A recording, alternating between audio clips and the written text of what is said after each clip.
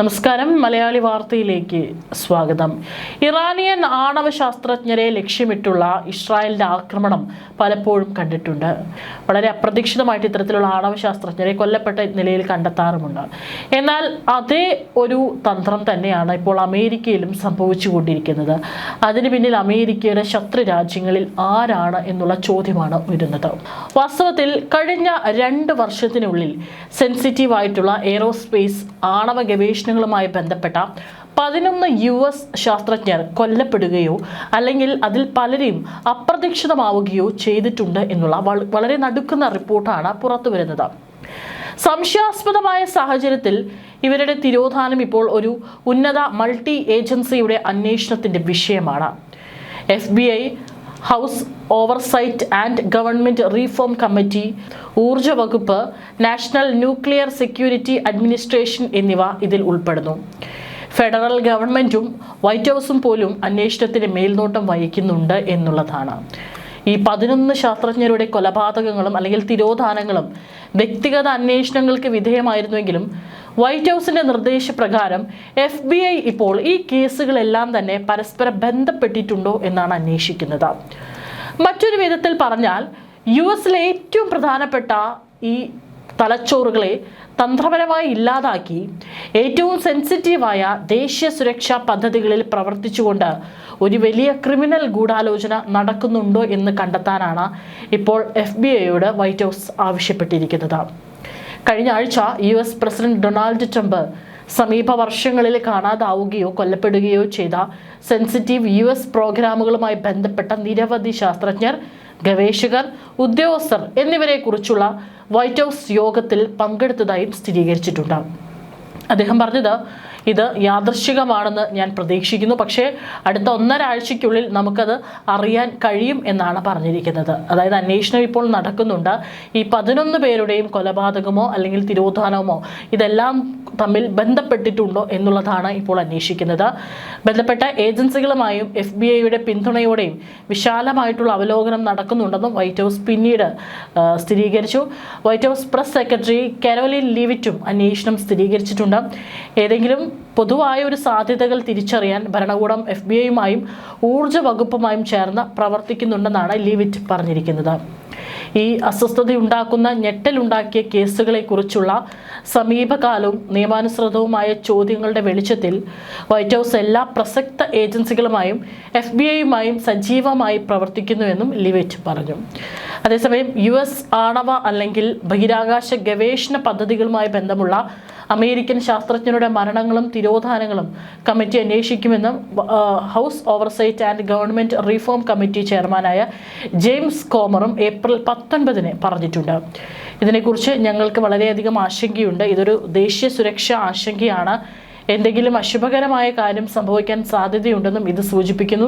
Pentagon, FBI, ഊർജ വകുപ്പ്, NASA എന്നിവയിൽ നിന്ന് ഈ വിഷയത്തെക്കുറിച്ച് കമ്മിറ്റി വിശദീകരണം തേടുമെന്നും കോമർ കൂട്ടിച്ചേർത്തിട്ടുണ്ട്. തുടക്കത്തിൽ തന്നെ വ്യക്തമാക്കേണ്ട ഒരു കാര്യം എന്ന് പറയുന്നത്, ഈ കേസുകളെല്ലാം ഒരൊറ്റ വലിയ ഗൂഢാലോചനയുമായി ബന്ധിപ്പിക്കുന്നതിന് FBI-യുടെ പക്കൽ നിലവിൽ ഒരു പൊതു തെളിവില്ല എന്നതാണ്.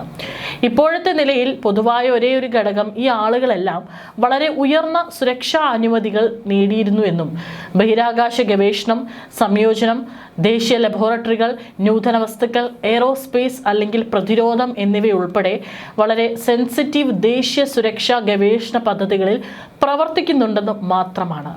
എന്നിരുന്നാലും കേസുകൾക്ക് ബന്ധമുണ്ടോ എന്ന് അന്വേഷിക്കാൻ FBI-യോട് നിർദ്ദേശിച്ചിട്ടുണ്ടെന്നാണ് വൈറ്റ് ഹൗസ്.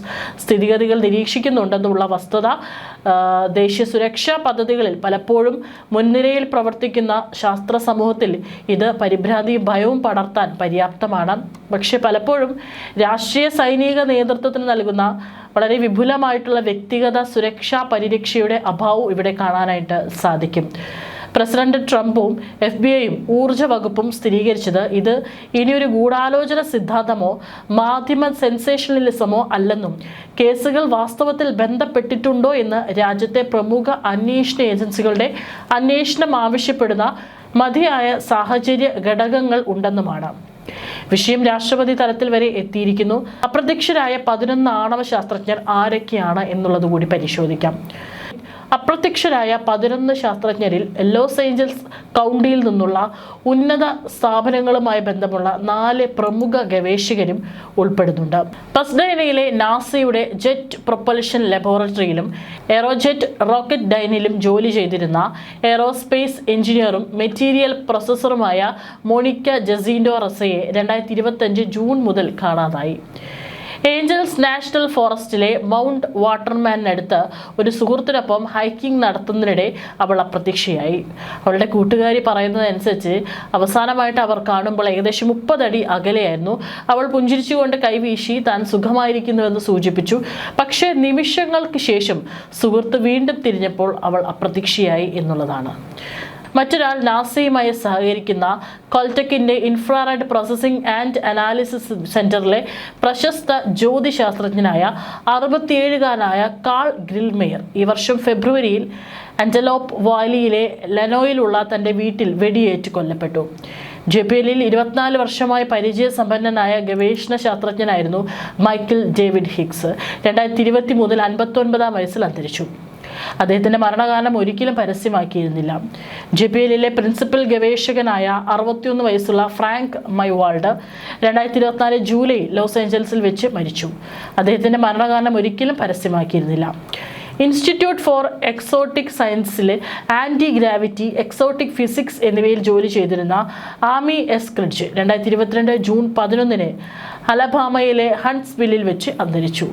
മരണത്തിന് മുമ്പ് റെക്കോർഡ് ചെയ്ത അഭിമുഖങ്ങളിലും പോഡ്കാസ്റ്റുകളിലും എൻക്രിഡ്ജ് താനും സംഘവും പീഡനത്തിനും മാനസിക യുദ്ധത്തിനും വിധേയരായിരുന്നു എന്ന് ആരോപിക്കുന്നുണ്ട്.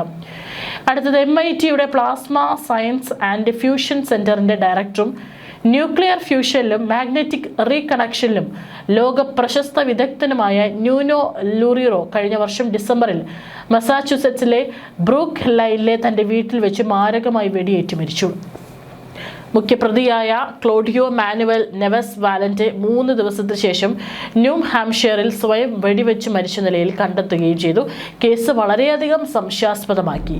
അതുപോലെ ഉന്നത നിലവാരമുള്ള ബഹിരാകാശ ആണവ പദ്ധതികളിൽ പ്രവർത്തിക്കുന്ന മറ്റ് നിരവധി പ്രമുഖ ശാസ്ത്രജ്ഞർ സംശയാസ്പദമായ സാഹചര്യത്തിൽ കൊല്ലപ്പെടുകയോ അപ്രത്യക്ഷരാവുകയോ ചെയ്തിട്ടുണ്ട്. അന്വേഷണം പ്രാഥമിക ഘട്ടത്തിലാണെങ്കിലും അതിൻ്റെ രാഷ്ട്രീയ സ്വാധീനം ഗണ്യമായിരിക്കാം. ഉന്നത നിലവാരമുള്ള ദേശീയ സുരക്ഷാ പദ്ധതികളിൽ പ്രവർത്തിക്കുന്ന 1 ഡസനോളം US ശാസ്ത്രജ്ഞരെ ഇല്ലാതാക്കാൻ കഴിയുമെന്ന ആശങ്ക പോലും US ദേശീയ സുരക്ഷാ സംവിധാനത്തിൻ്റെ കാതലായ ഭാഗത്തെ തന്നെ ബാധിക്കുന്നു. മനുഷ്യ ചരിത്രത്തിലെ ഏറ്റവും ശക്തവും സമ്പന്നവുമായ രാജ്യത്തിന് അതിൻ്റെ ഏറ്റവും പ്രധാനപ്പെട്ട തന്ത്രപരമായ മനസ്സുകളെ സംരക്ഷിക്കാൻ അല്ലെങ്കിൽ ആളുകളെ സംരക്ഷിക്കാൻ കഴിയുന്നില്ലെങ്കിൽ 3ാം ലോക രാജ്യങ്ങളിലെ ശാസ്ത്ര സമൂഹത്തിൻ്റെ വിധി ഊഹിക്കാവുന്നതേയുള്ളൂ. കൂടാതെ ഇറാനിയൻ ആണവ ശാസ്ത്രജ്ഞരെ ലക്ഷ്യം വയ്ക്കുന്നതിനുള്ള ഇസ്രായേലിൻ്റെ പതിറ്റാണ്ടുകളുടെ അറിയപ്പെടുന്നതും പരസ്യവുമായ തന്ത്രത്തിന് ശേഷം സെൻസിറ്റീവ് സുരക്ഷാ പദ്ധതികളിൽ പ്രവർത്തിക്കുന്ന ശാസ്ത്ര സമൂഹം ഭൗമരാഷ്ട്രീയ കളികളിൽ ന്യായമായ ഒരു കളിയായി മാറിയിട്ടുണ്ട്. അമേരിക്കയിലെ ഏറ്റവും വിമർശനാത്മക മനസ്സുകളെ ഇല്ലാതാക്കുന്നതിനായി ചൈന, റഷ്യ, ഉത്തര കൊറിയ, ഇറാൻ തുടങ്ങിയ ഏതെങ്കിലും അമേരിക്കൻ ശത്രു രാജ്യം വിപുലമായ ലക്ഷ്യബോധമുള്ള കൊലപാതക പ്രചാരണം നടത്തുന്നുണ്ടോ? കേസുകൾ തമ്മിൽ യാതൊരു ബന്ധവുമില്ലെന്ന് പൂർണ്ണമായും സാധ്യമാണ്. എന്നിരുന്നാലും ശാസ്ത്രജ്ഞരെ ലക്ഷ്യം വെച്ചുള്ള കൊലപാതകങ്ങൾ എന്ന വെറും സംശയം പോലും സമഗ്രവും സുതാര്യവുമായ അന്വേഷണം ആവശ്യപ്പെടുന്നുണ്ട്. കാരണം ഈ കേസ് ശാസ്ത്ര സമൂഹത്തിൽ ആഴത്തിലുള്ള മാനസിക ഭയമാണ് ചെലുത്തുന്നത്. അതിനാൽ തന്നെ അമേരിക്കയെ സംബന്ധിച്ചും ഇതിന് പിന്നിൽ ഏതെങ്കിലും തരത്തിലുള്ള ഗൂഢാലോചന സിദ്ധാന്തമുണ്ടെങ്കിൽ തീർച്ചയായിട്ടും അത് കണ്ടുപിടിക്കേണ്ടത് അനിവാര്യമാണ്. ഇറാൻ തന്നെയാണോ ഇതിന് പിന്നിൽ, അല്ലെങ്കിൽ മറ്റേതെങ്കിലും അമേരിക്കൻ ശത്രു രാജ്യങ്ങളാണോ എന്നുള്ള ആശങ്കയും ചോദ്യവുമാണ് ഇപ്പോൾ ഉയരുന്നത്.